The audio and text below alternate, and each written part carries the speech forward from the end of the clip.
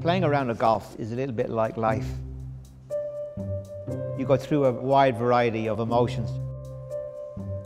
The physical element is very important, but the psychological side of being a professional golfer is huge. Standing on the first tee and ready to hit your first shot of a tournament, it's important to have that little bit of an edge.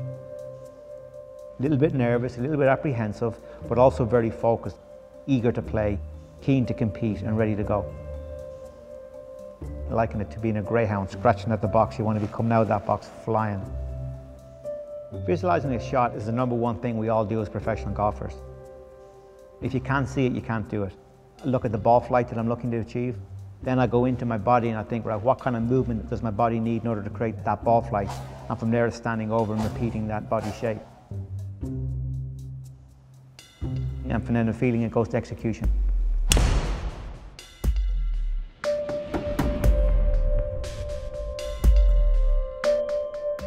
Form is a massive part of being a successful professional golfer.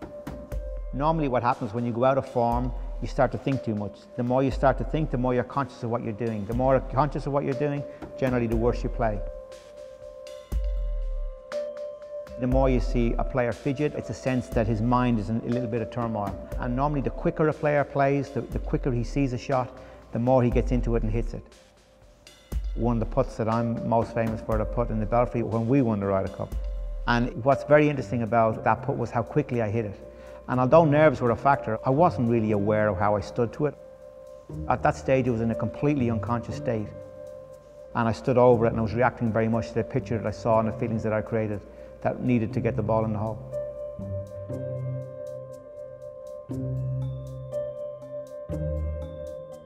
I don't think you can narrow down the recipe for a perfect specimen of a golfer.